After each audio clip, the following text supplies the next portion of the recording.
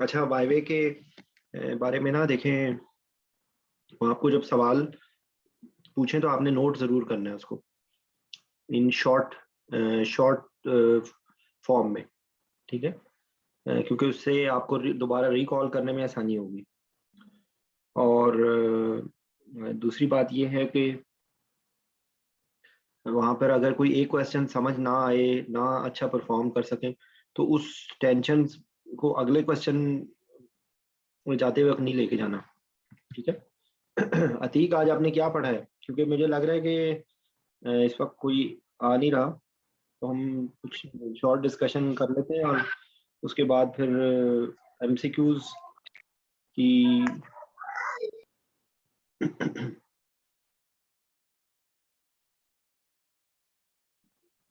Sir इस लोग आ रहे हैं असल में ना सर, वो जब 10 बजे ना कुछ लेट ज्वाइन हुआ तो मैसेज कर दें कि अब ये मतलब यू आर इन, तो then the people were waiting for whole day. मेरे ख्याल में सर मैसेज भी करते रहे हैं। जी, एक मिनट। अतीक, आज आपने क्या टॉपिक पढ़ा? मैंने सर सच सच ही बताऊं, मैंने आज चिल किए, कुछ भी नहीं पढ़ा। चलो, अच्छी बात है। अम,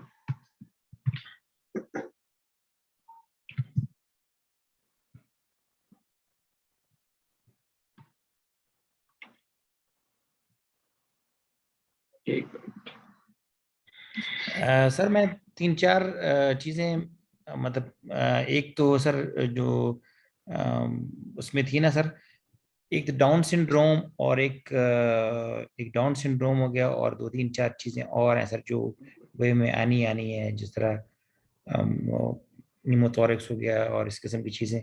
वो रिवीजन कर लें सर, या ये पूछ लें जिनका वाइवा है sir, they are the chief guest sir. जी, मैं इसीलिए बेसिकली मैं पूछना चाह रहा हूँ कि अगर किसी को, क्योंकि कल आखिरी दिन है, परसों इन लोगों का टोक्स है, ठीक है? तो सर दुनिया दुनिया आ रही है सर, अभी तो 14 हो सर। अच्छा, मुझे एक बात बताएं कि डाउन सिंड्रोम के अंदर एनेस्थीसिया की क्या-क्या कंसिडरेशंस होती हैं? सर मैं बताऊं? जी, बताएं।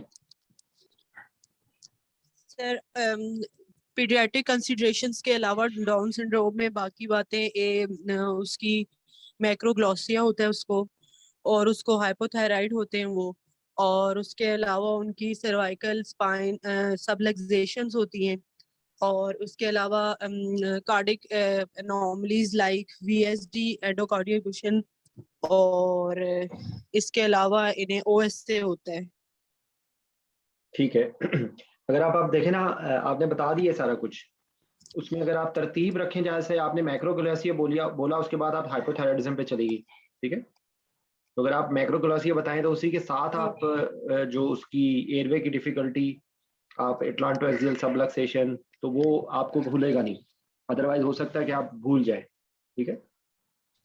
और डेवलपमेंटल एबनॉर्मेलिटीज होती हैं, लो आईक्यू होता है, कम्युनिकेशन की प्रॉब्लम्स होती हैं, तो यही सारी चीजें हैं, ठीक है? सर ये हर्शपिन्स 2 डिजीज, और इसके जी अलावा सर। डिप्लोरेट्रीजिया, स्टेनोसिस वगैरह ये भी है, टेफ सीलिक डिजीज वगैरह ये भी है, पोलिसाइथीमिया, ल्यूकीमिया, इम्यून डेफिशिएंसी, नहीं, और ये इसके अलावा सर एमसीपीएस में इस किस्म की चीजें नहीं पूछी जाती। एमसीपीएस में देखें, मैं फिर अगर उसको जस्ट ओवरव्यू करूँ ना, एक आपसे गायनी का सिनेरियो होगा। गायनी के सिनेरियो में ज़हन में रखें कि या ब्लीडिंग होती है, या हाइपरटेंसिव डिसऑर्डर होता है, या लेबर एनाल्जेसिया होता है, या मैटरनल कोलैप्स होता है, ठीक है? या कोई प्रेगनेंसी के अंदर कोई मेडिकल डिजीज को वो कर देंगे, ठीक है? जैसे मिसाल के तौर पे माइट्रल स्टेनोसिस इन प्रेगनेंसी। तो अब ये इसी की प्रैक्टिस एक दो सिनेरियोज कर लेते हैं। माइट्रल स्टेनोसिस इन प्रेगनेंसी कौन बताएगा? हसन भाई, आप बताएं। अच्छा, माइट्रल स्टेनोसिस इन प्रेगनेंसी में वो इस तरह का आपको सिनेरियो देंगे कि एक टर्म प्रेग्नेंट पेशेंट है, prepared for elective caesarean section, आवाज कट हो गई जो ब्रेक। जी, मैं कह रहा हूँ कि एक known case of mitral stenosis presented at term जी जी for cesarean section. So you are being asked to evaluate the patient and prepare for elective cesarean section. So what are your जी। consideration? How will you evaluate the patient? पहला question है, how will you evaluate the patient? Sir उसमें evaluation में सबसे पहले तो हम उसके वो शुरू कर लेंगे, तो जीपी उसका पल्स से मैं देख लूंगा कि कोई एट्रियल फिब्रिलेशन या ऐसी चीज तो नहीं उसकी हो रही, पल्स कैसी है, वॉल्यूम ठीक है उसका। उसके बाद जो है उसमें कोई साइन ऑफ फेलियर तो नहीं आया होगा, उसको देख लूंगा, रूल आउट कर लूंगा, चेस्ट सुन लूंगा उसकी, ठीक है, कोई जेवीपी रेज तो नहीं है, कोई जेवीपी वगैरह रेज तो नहीं है, डिस्निया तो नहीं है, पेशेंट डिस्निक तो नहीं है, और कोई मरमर उसका सुन लूंगा, मरमर तो नहीं उसका आ रहा, और कार्डिक एवेल्युएशन उसकी हुई है, पेपर में उसके चेक कर लूंगा कि इसकी एको हुई है, कितना उसकी स्टेनोसिस है, वो देख लूंगा। आप स्टेनोसिस को कैसे इवैल्यूएट करेंगे? हाँ, स्टेनोसिस का सर वही देख लूंगा कि पेशेंट फेलियर में है या नहीं है, ये देखूंगा मैं। नहीं, स्टेनोसिस की सिवियरिटी देखने के लिए क्या क्या एको में क्या क्या चीजें देखते हैं? सर एको में तो ये है ना कि उसका हम वो देखेंगे, उसका जो स्टेनोसिस माइट्रस वाल्व जो है वो कितना स्टेनोज्ड है, अगर तो 1 से कम है फिर सीवियर है, अगर 1 to 2 के दरमियान में है तो मॉडरेट है। तो ये आपने इसका वैल्यू भी बतानी है ना, सेंटीमीटर स्क्वायर, ठीक है, सेंटीमीटर पर स्क्वायर। और एक हो गया वाल्व साइज, दूसरी क्या चीज हो गई? दूसरा उसका जो है प्रेशर ग्रेडियंट जो है उसके क्रॉस। 2 बातें हो गई, तीसरी बात? तीसरी बात जो है इजेक्शन फ्रैक्शन में देखूंगा उसको। इजेक्शन फ्रैक्शन इतनी इंपॉर्टेंट नहीं है। बैक प्रेशर से पीछे क्या चीज डेवलप हो जाती है लंग्स में? बैक प्रेशर से आगे ना पल्मोनरी हाइपरटेंशन। हाइपरटेंशन, हाँ जी, ठीक है, तो आपने पल्मोनरी हाइपरटेंशन देखनी है कि पल्मोनरी प्रेशर्स कितने, ठीक है। उसके बाद एक बहुत इंपॉर्टेंट चीज होती है माइट्रल स्टेनोसिस में, वो होती है चैम्बर क्लॉट जी, ठीक है। जी। अगर एट्रियल फिब्रिलेशन है या एट्रियल फिब्रिलेशन नहीं भी है तो भी क्लॉट बन सकता है, नहीं भी है क्लॉट बन सकता है। तो अगर वो क्लॉट होगा या वो पेशेंट हो सकता है कि वॉरफेरिन पे हो, और कौन कौन सी मेडिकेशंस पे वो हो सकता है? सर वारफरिन पर हो सकती है, क्लोपिडोग्रिल के ऊपर हो सकती है, और एस्पिरिन पर हो सकती है, हाँ, और इसके अलावा लो मॉलिक्यूलर वही है हेपरिन। एंटी कोई भी देखे ना, एट्रियल फिब्रिलेशन के लिए एक आपने एक कंपोनेंट बता रहे हो, एंटी रिदमिक्स नहीं होंगी, हार्ट फेलियर की ट्रीटमेंट की, हार्ट फेलियर की भी ट्रीटमेंट की मेडिसिन हो सकती है, ठीक है, हो सकती है। और इसके अलावा बीटा ब्लॉकर पर भी हो सकती है, बीटा ब्लॉकर उससे दे रहे हो, ठीक है, फिब्रिलेशन को कंट्रोल करने के लिए। तो ये सारे आपके कंसर्न्स होंगे, और कैल्शियम चैनल भी हो सकते हैं। तो अच्छा, अब आपने इसका अगर पेशेंट को प्रिपेयर करना होगा तो कोई खास चीजों के लिए आप मेंटली प्रिपेयर होंगे?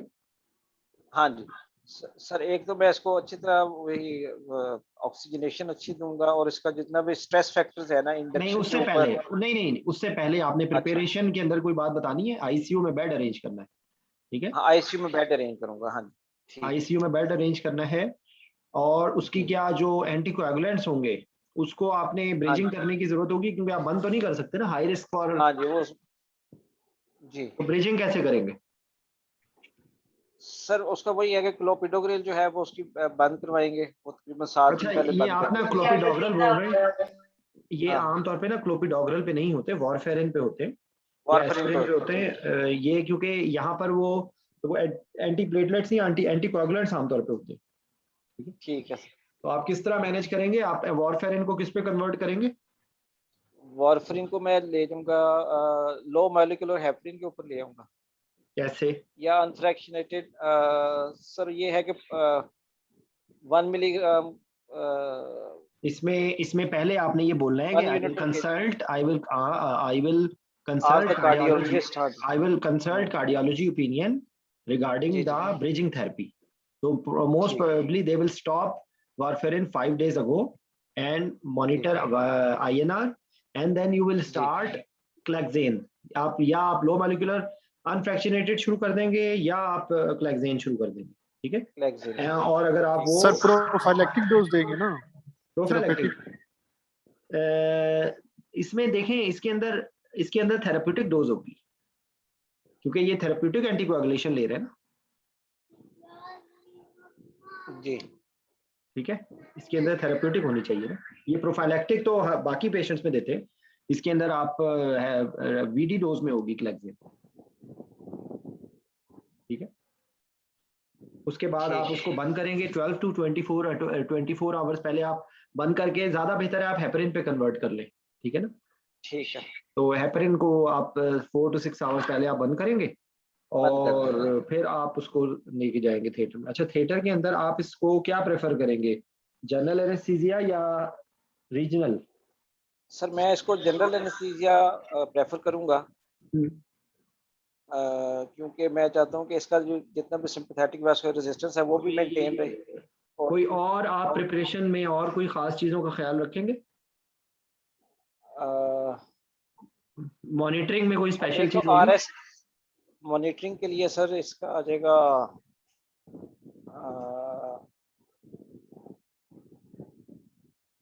देखिए मॉनिटरिंग के लिए जुमला याद करें। नहीं, देखिए मॉनिटर जुमले आपको याद कराए हैं। Invasive blood pressure monitoring. In addition to standard 2 monitoring, you need arterial line, invasive blood pressure monitoring, CVP if needed, and like temperature monitoring, urine output monitoring, ये आपके लिए इसके अंदर जरूरी होगी, या if possible cardiac output monitoring, ठीक है। ठीक। if available and expertise available, ठीक है। और in highly specialized case आपको और एक कौन सी इन्वेस्टिगेशन की जरूरत पड़ सकती है? टी। हाँ, टी की पड़ सकती है, ठीक है। अच्छा, उसके बाद आपने इसके अंदर आप इंडक्शन बोल रहे थे, रैपिड सीक्वेंस रिडक्शन करने से पहले आप कुछ करेंगे? आर्टीरियल लाइन ले लेंगे या पहले, ठीक है, आर्टीरियल लाइन लेंगे। और इसके अंदर रैपिड सीक्वेंस इंडक्शन ज्यादा बेहतर होगी या मॉडिफाइड रैपिड सीक्वेंस इंडक्शन?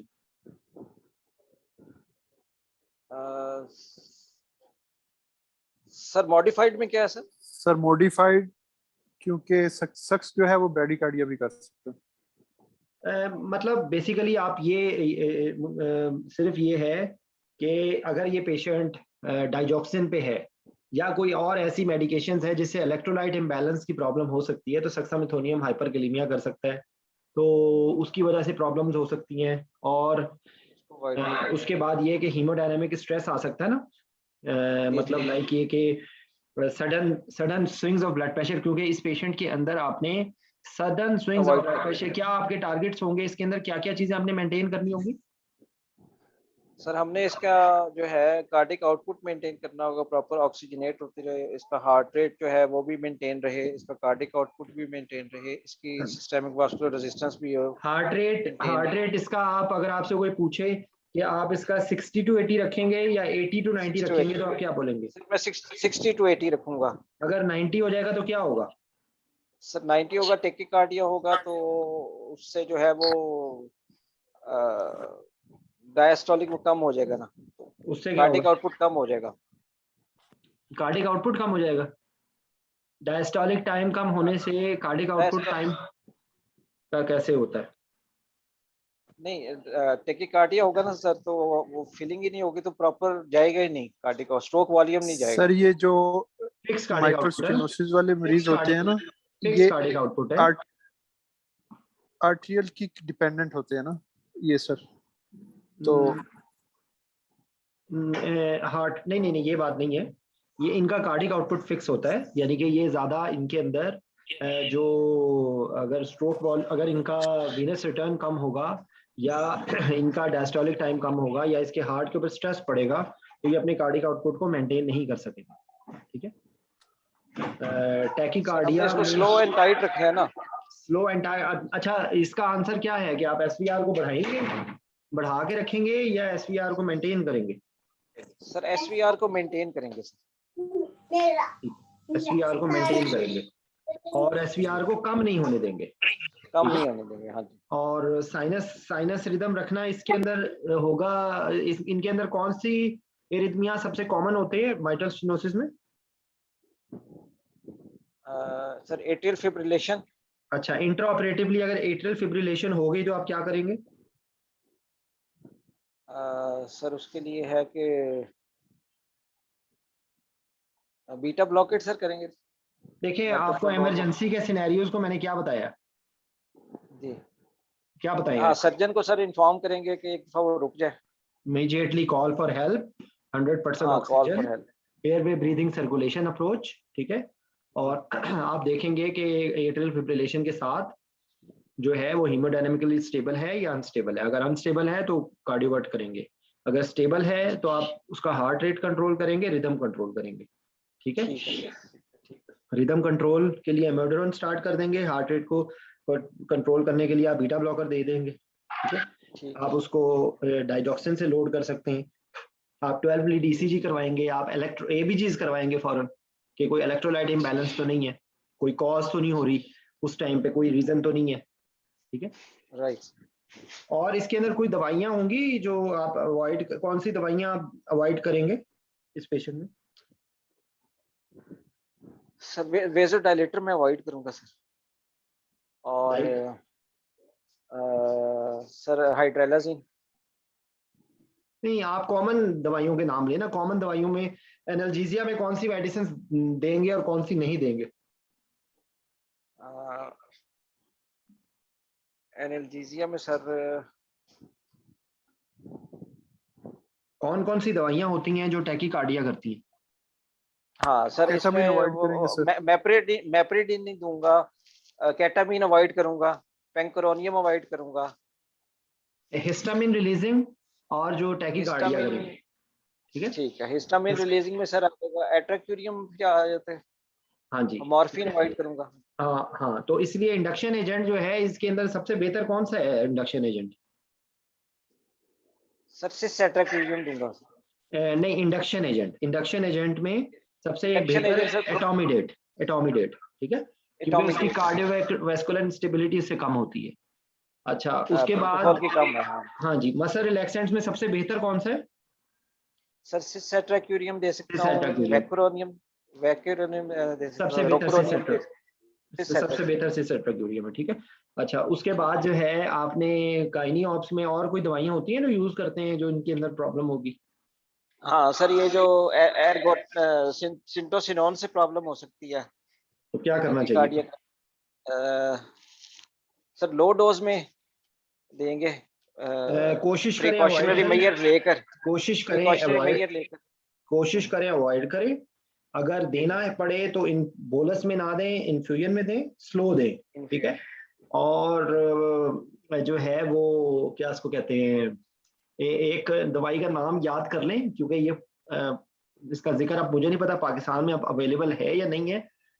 कार्बिटोसिन एक होती है, कार्बिटो, जैसे ऑक्सीटोसिन होती है ना, इसी तरह ये कार्बिटोसिन होती है, कार्बिटोसिन, CARBOCIN, कार्बिटोसिन। ये जो है ये इसका रिलेटिवली एक्यूट इफेक्ट कम होता है, ये स्लो एक्टिंग होती है और लॉन्ग एक्टिंग होती है, ठीक है। ठीक है। और उसके अलावा एरगट आप दे सकते हैं। एरगट सर बेहतर है अवॉइड करें। एरगट से भी वेजो कंस्ट्रिक्शन होती है, तो actually it's not very preferable medicine, ठीक है। तो आप उस टाइम पे जीए में देते हुए आप उस टाइम पे क्या कर सकते हैं कि जिससे आपकी यूट्राइन रिलैक्सेशन कम हो? सर एक तो मैं जो है जो वोलेटाइल है वो 0.5 से कम रखूंगा जी। और दूसरा ये है कि कोशिश करूंगा कि वही आईवी उसको दे दूं, ड्रग जो है साथ अवेयरनेस उसको ना हो। मसाज, यूट्राइन मसाज, मतलब आप सर आपका एक क्लोज कम्युनिकेशन होगी और आप कोशिश करेंगे कि अवॉइड करें ऐसे फैक्टर्स के जिनसे एक सिंपैथेटिक स्ट्रेस रिस्पांस आता है और एक नेगेटिव सारा मैकेनिज्म डेवलप होता है, ठीक है ना। तो उसमें आप ये हाइपोकार्बिया, हाइपोक्सिया, एसिडोसिस, हाइपोथर्मिया, ये सारी फैक्टर्स जो हैं ये यूट्राइन ब्लीडिंग को प्रमोट कर सकते हैं ना, तो वो आप यहाँ पे सारे बोल दें, ठीक है। अच्छा, इस पेशेंट में एनाल्जेसिया के लिए क्या क्या ऑप्शन होंगी आपके पास? सर एनाल्जेसिया के लिए सर ओपियोइड है बाद में बेबी डिलीवरी के एनाल्जेसिया बाद। का आंसर देने के लिए आप मल्टी मोडल एनाल्जेसिया, आप पैरास्टामोल मल्टीमोडल, दें, हाँ। पैरास्टामोल दें। पैरासिटामोल एनसेड की कोई कॉन्ट्राइंडिकेशन अगर नहीं है तो आप एनसेड दें। आप उसके अंदर NSAID जो है वो अगर आप डेक्समेडिटोमेडीन की इन्फ्यूजन देते हैं तो उससे हीमोडायनेमिकली भी स्टेबल रहेगा पेशेंट, उसको टैकीकार्डिया भी नहीं होगा। तो dexmedetomidine infusion is a very nice thing, ठीक है। स्ट्रेस रिस्पॉन्स को ब्लंट करेगी वो। इवन इन दैट टाइम कि अगर आप जो है इनहेलेशनल एजेंट्स को बाईपास करना चाहें तो भी आप उस टाइम पे मिडाजोलैम और डेक्समेडिटोमेडीन से आप एनेस्थीसिया को मेंटेन कर सकते हैं, ठीक है। और उसके बाद क्या आप इसको एपिड्यूरल लगाएंगे?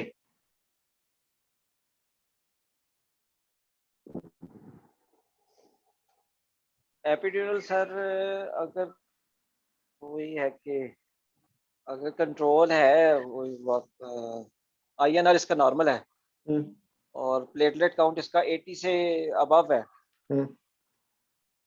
तो फिर मैं एपिड्यूरल लगा सकता हूँ। क्या डोज देंगे? सर एनाल्जेसिक डोज मैं दूंगा ऑब्वियसली, तो इस यानी ये अब एनेस्थेटिक डोज ज्यादा होगी पॉइंट तक।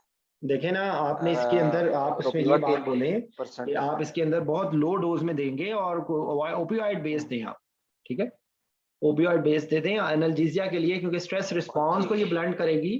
तो अगर कोई कॉन्ट्राइंडिकेशन नहीं है और आपने जो उसके, क्योंकि ये पेशेंट इमरजेंसी में भी आ सकता है ना, तो अगर इमरजेंसी में पेशेंट अगर वॉरफेरिन पे है और आ गया तो तब तो आप नहीं लगाएंगे ना, ठीक है। हाँ जी जी। और उसके बाद आप, अच्छा एक चीज इसमें पूछना उसको भूल गया था कि जो स्ट्रेस रिस्पॉन्स ऑफ लेरिंगोस्कोपी है उसको ब्लंट करने के लिए आप क्या करेंगे? जी जी। दूसरी बात ये कि बेबी आउट होने से पहले आप कौन सा एनाल्जेसिया देंगे? जी सर स्ट्रेस रिस्पॉन्स को कम करने के लिए तो ये है कि मैं इंट्यूबेशन से पहले इसको वही लिग्नोकेन भी दे सकता हूँ। 1.5 देखिए, जब आपसे मिलीग्राम एग्जामिनर ये पूछे ना कि आप क्या देंगे, तो आपने ये नहीं बोलना कि क्या दे सकता हूँ, ठीक है। जी जी जी। उस वक्त आप जो देना चाहते हैं वो आप बताएं, ठीक है ना। I will make a combination of lidocaine, esmolol दे सकते हैं? एस्मिलॉल देंगे? एस्मिलॉल भी दे सकते हैं सर, दे सकते लो हैं। डोज एस्मिलॉल। अच्छा, दूसरी बात ये कि जो यहाँ पर वो आपसे एग्जामिनर सुनना चाह रहा है ना कि इस टाइम पे priority is mother not foetus, तो आप बता देंगे न्यूनेट को, उसको न्यूनेटोलॉजिस्ट को कि भाई आपने इसको ओपियाइड दिया है, आप उसको अगर आपके पास शॉर्ट एक्टिंग ओपियाइड अवेलेबल है जैसे रेमिफेंटानिल या इवन फेंटानिल तो आप वो दे दें।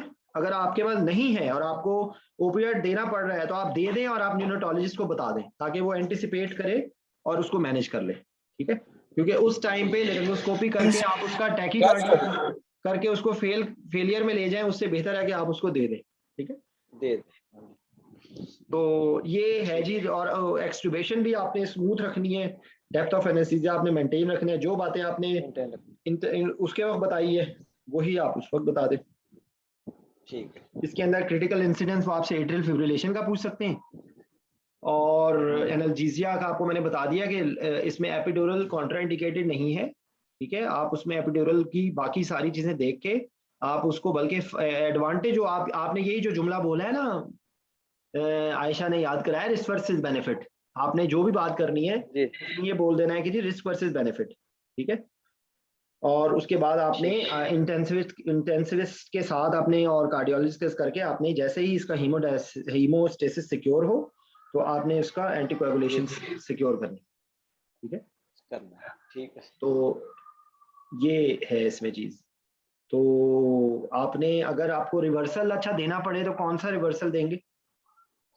सर मैं एट्रोपिन को सर अवॉइड करूंगा, मैं सर ग्लाइकोपाइरोलेट के साथ दूंगा। सिस्टेट्राक्यूरियम अगर आप देते हैं तो क्या रिवर्सल देना मैंडेटरी है?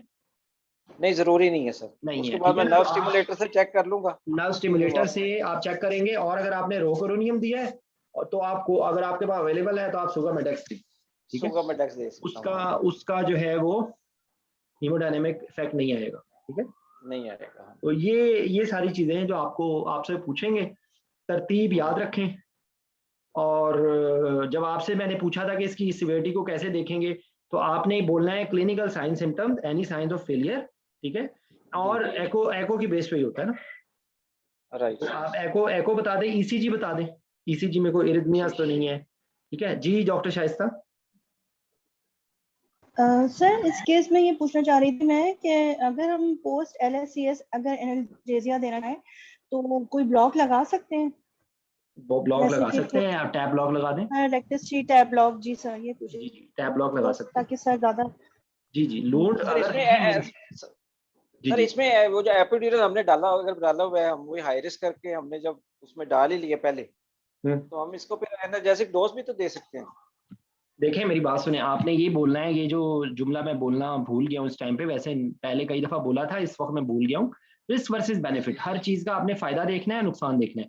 कोई भी चीज हलाल नहीं है, कोई भी चीज हराम नहीं है, ठीक है, क्योंकि एपिड्यूरल लगाने के फायदे भी हैं और नुकसान भी हैं। आपने एपिड्यूरल दिया और आपने उसको शुरू करना है एंटीकोएगुलेंट्स, तो उसके साथ भी प्रॉब्लम है। आपको उसको प्रॉपरली उसके प्रोटोकॉल को फॉलो करके आपने उसको रिज्यूम करना है, ठीक है ना। तो आपने ये जुमला बोल दे, उसमें आपका बेड़ा पार हो जाएगा, ठीक है। लेकिन सर इसमें जो बोलना है, जो चॉइस ऑफ एनेस्थीसिया अगर वो पूछे क्या है आपकी इसमें, तो वो उसमें हम सिर्फ और सिर्फ जीए बोलेंगे या सिर्फ ये बोलेंगे जीए और साथ हम एपिड्यूरल भी लगा सकते, दोनों ऑप्शन में? नहीं, अगर आपने शुरू में बोल दिया तो इसका मतलब है कि आप जीए जो है वो आप जीए भी दे सकते हैं, एपिड्यूरल भी दे सकते हैं, मतलब। लेकिन मेरी बात सुने, लोग माइट्रल रिगर्जिटेशन में एपिड्यूरल बोल रहे होते हैं, ठीक है। मुझे एक बात बताइए कि एपिड्यूरल में मैनेज करना ज्यादा आसान होगा ये केस, या जीए में ज्यादा आसान होगा आपको वाईवे में, प्रैक्टिकली छोड़ दें जी। आपने तो वाईवे में बताना है ना। आपने स्ट्रेस रिस्पॉन्स को ब्लंट कर दिया, आपका हीमोडायनामिक कंट्रोल ज्यादा बेहतर है, आपको कोएगुलोपैथी का कोई रिस्क नहीं है, तो जीए इज बेटर, ठीक है ना। ठीक है। तो आपने साथ आपने गोल्स बताने हैं कि मैंने normovolaemia, normoxia, normocarbia, normal sinus rhythm, avoid tachycardia, ये माइट्रल स्टेनोसिस में, avoid atrial fibrillation, avoid sympathetic stress response, multimodal analgesia, avoid sudden drop in systemic vascular resistance, right, ठीक है ना। ये आपने गोल्स बता दिए, आप का बेड़ा पार हो गया। इसी तरीके से अगला जो गायनी आपसे क्वेश्चन पूछ सकते हैं वो आपका कौन बताएगा? खुरम आप बता दो। एक पेशेंट है, प्रेजेंट की है इमरजेंसी में with blood pressure 200/110, 34 weeks pregnant है। तो आपको गायनी ऑप्स की टीम ने बुलाया है कि वो आपको एवेलुएट कर ले for possible need for labour epidural and possible caesarean section. तो आपने जब आपने इसको इवैल्यूएट करना है, तो आपकी एक तो ये कि आप उसको इवैल्यूएट कैसे करेंगे और आपकी इनिशियल आपकी मैनेजमेंट क्या होगी?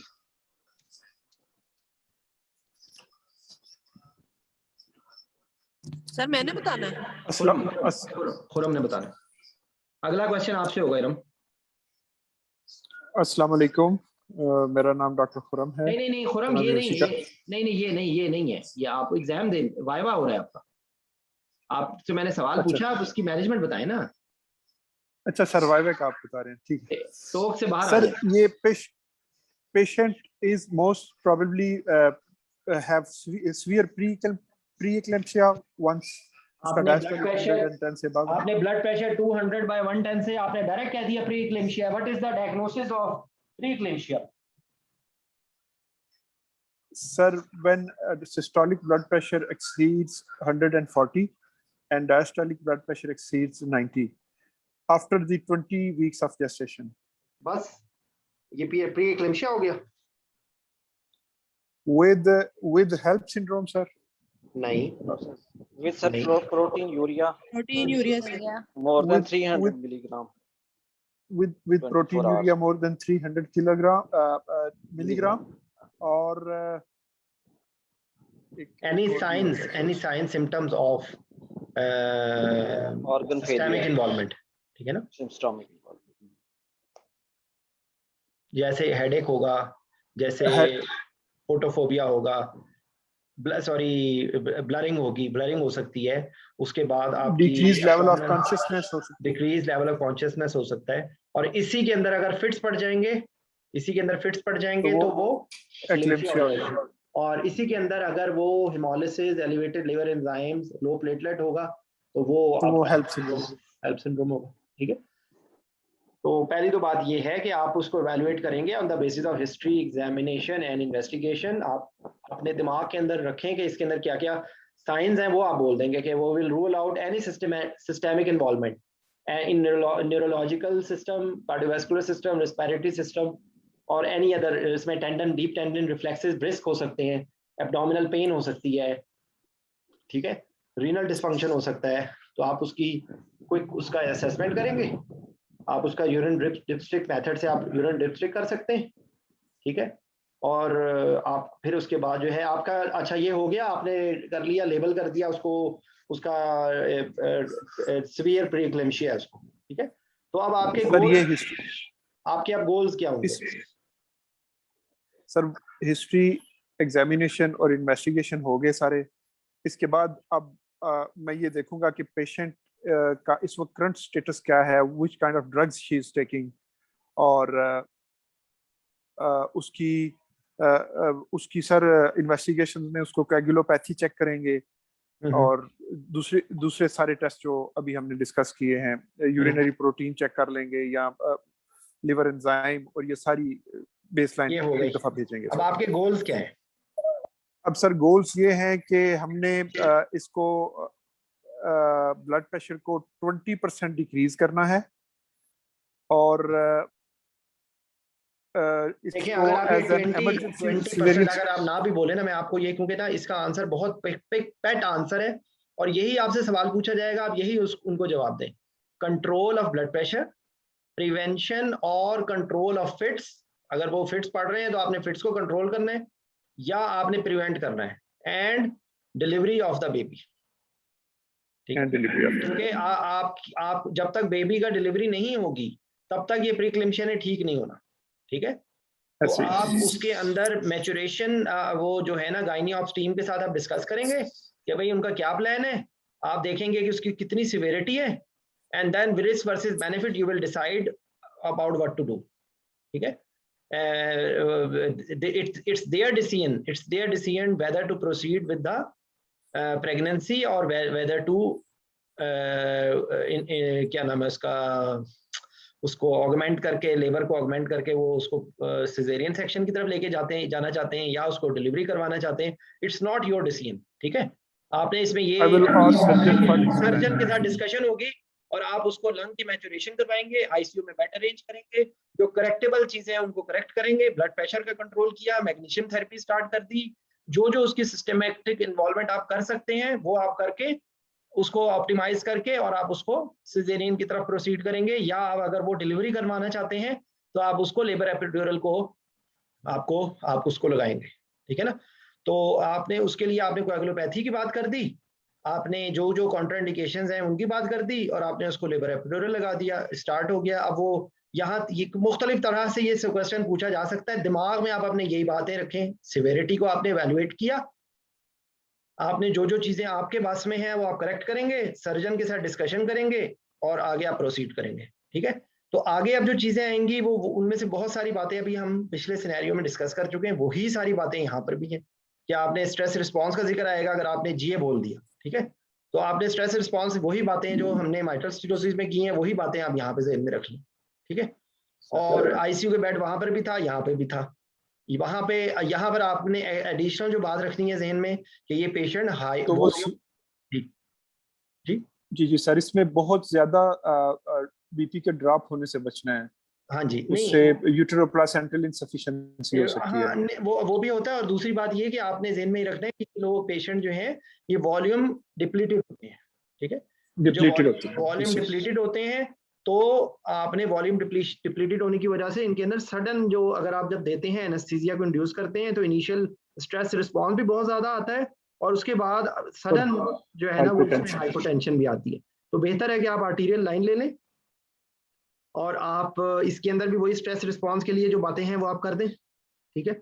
और उसके बाद आप इसको वॉल्यूम प्री लोड कर लें। जुडिशियस आपने फ्लूइड देना है, और बेहतर है कि आप उसको वॉल्यूम आप उसको कोलाइड से कर लें, ताकि वो एक्स्ट्रा सेलुलर भी उसका जाने के चांसेस रिलेटिवली कम हो एज कम्पेयर टू क्रिस्टलाइड, और सडन उससे डाइल्यूशनल एनीमिया डाइल्यूशनल एनीमिया नहीं, मतलब डाइल्यूशनल एनीमिया नहीं, हीमोडाइल्यूशन भी हो जाएगी, वो तो खैर एक अलग कहानी है। लेकिन असल में बेसिकली आप वॉल्यूम स्टेटस को आप मेंटेन कर रहे हैं ना, क्योंकि आप क्लेम कर रहे हैं ना कि भाई वेजो कंस्ट्रिक्टेड है ये पेशेंट, तो वेजो डायलिटेशन होगी तो आपने उसको कंपेंसेट करने के लिए करना है। और क्योंकि इनके अंदर वैस्कुलर एंडोथेलियम की प्रॉब्लम होती है, तो लीकी कैपिलरीज होते हैं, तो ये बहुत जल्दी एडिमा में, पल्मोनरी एडिमा में भी जा सकते हैं और पेरिफेरल एडिमा में भी जा सकते हैं। ठीक है, तो इसलिए अगर आप क्रिस्टलाइड वर्सेस कोलाइड करें, तो अगर आप थोड़ा सा बैलेंस करके अगर आप इनिशियली आप उसको कोलाइड दे देंगे, तो आपको उसका एडवांटेज ये होगा कि उसका इन सर्कुलेटरी टाइम ज़्यादा होगा और आपका हीमोडायनेमिक इफेक्ट उसके ज़्यादा बेहतर होंगे। ठीक है, तो ये आपने बात बता दी है। बाकी कंट्रोल ऑफ एनाल्जेसिया वगैरह सब कुछ वैसे है। अब आपके पास दूसरी तरफ ये होगा कि भाई वो आपसे कहें कि आपने रीजनल देना है, तो आप रीजनल में भी करवा सकते हैं। ठीक है, लेकिन मैं सबको यही एडवाइस कर रहा हूँ कि जीए में डिफेंड करना ज़्यादा आसान है। जीए में आपके पास मार्जिन ज़्यादा है, वो स्पाइनल या एपिड्यूरल के अंदर आप कह दें कि भाई मैं कोएगुलोपैथी, एयरवे का बेटर कंट्रोल है। ठीक है, मेरा हाइमोडायनेमिक्स पे ज़्यादा कंट्रोल है, स्पाइनल में सडन हाइपोटेंशन हो सकती है इस पेशेंट में, जो कि मैं कह रहा हूँ, क्लेम कर रहा हूँ कि भाई ये पेशेंट ऑलरेडी जो है वो वॉल्यूम डिप्लीटेड है, तो स्पाइनल का बहुत एक्सेजरेटेड रिस्पॉन्स आएगा। और एपिड्यूरल जो है वो इनिशियली जो अगर उसके नंबर्स ठीक भी हैं, तो इस पेशेंट के अंदर टेंडेंसी होगी टू गो इन कोएगुलोपैथी। तो मैं अगर to be on safer side I will prefer GA. वो आपको, अगर आप एपिड्यूरल कहते हैं तो एपिड्यूरल भी आंसर ठीक है, अगर आप जीए देते हैं तो आपकी मर्जी है। ये जो आप डिफेंड करना चाहते हैं, मेरे हिसाब से जीए ज़्यादा बेहतर तौर पे आप सारी बातें, आपके पास वाइवा में बोलने का मार्जिन भी ज़्यादा होगा और आप ज़्यादा बेहतर तौर पे कर सकते हैं। सिर्फ आपने उनको ये बताना है कि जी ये दो बातों से आप उसको डिफेंड कर सकते हैं। ठीक है, कि जी मेरा एयरवे पे बेटर कंट्रोल होगा, इसमें फिट्स पड़ सकते हैं पेशेंट को, और हीमोडायनेमिक कंट्रोल बेहतर होगा। हाँ, स्ट्रेस रिस्पॉन्स की होगी मसला, जो जनरल एस्पिरेशन का रिस्क होता है और एयरवे का रिस्क होता है, उसको मैं एंटिसिपेट करूंगा और मैं मैनेज करूंगा, और मेरे पास ज़्यादा बेहतर कंट्रोल होगा। ठीक है, ये आप बताएं तो ज़्यादा बेहतर है। बाकी ये है कि ये कोई हो सकता है कि कुछ एग्जामिनर आपसे एपिड्यूरल सुनना चाहते हो, तो वो आप उनकी शक्ल से देख के आप अपना पासा पलट लीजिएगा। अगर वो आपको लगे कि वो जीए के आंसर से खुश नहीं हो रहे, तो आप एपिड्यूरल की तरफ चले जाए। ठीक है, यहाँ पर भी वही है कि आपने ऑक्सीटोसिन से टैकीकार्डिया होगा, वेजो जो मेथिर्जिन है वो उससे सीवियर वेजो कंस्ट्रिक्शन होती है, तो वो भी अच्छा नहीं है। ऑक्सीटोसिन का भी ये है कि वॉल्यूम ओवरलोड में जाता है, तो लीकी कैपिलरीज की वजह से पल्मोनरी एडिमा में हो सकता है। तो आप ये बताएं कि भाई ये रिस्क वर्सेस बेनिफिट देखना है आपने, और आपने उस हिसाब से करना है। जो मीजोप्रोस्टोल होता है वो आप दे सकते हैं, जो प्रोस्टाग्लैंडिन F2 अल्फा होता है वो आप दे सकते हैं, उससे वेजो कंस्ट्रिक्शन वो ब्रोंकोस्पैज्म होता है, लेकिन बहरहाल वो आप दे सकते हैं मेरे ख्याल से। सर दिशान, जी एक मैं चीज बताना चाह रहा था। जी ये अगर वो आपसे ये पूछना चाह रहे हैं कि आपने कब न्यूरोरिहर्सल टेक्निक नहीं लगानी, तो it is between less than, अगर 50 है तो बिल्कुल भी न्यूरोरिहर्सल टेक्निक को टच भी नहीं करना है। अगर 50 और 80 के दरमियान है, then it is risk versus benefit, and more than 80 is likely safe sir.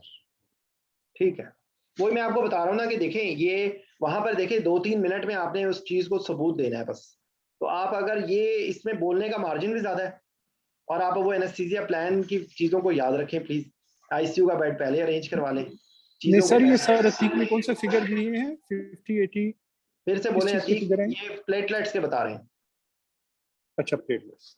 Platelet ना इसमें सर, इसमें मेनली जो है ना लो वो नहीं है, हेल्प सिंड्रोम वाला सिस्टम जो है ना उसके लिए जी जो सर। है।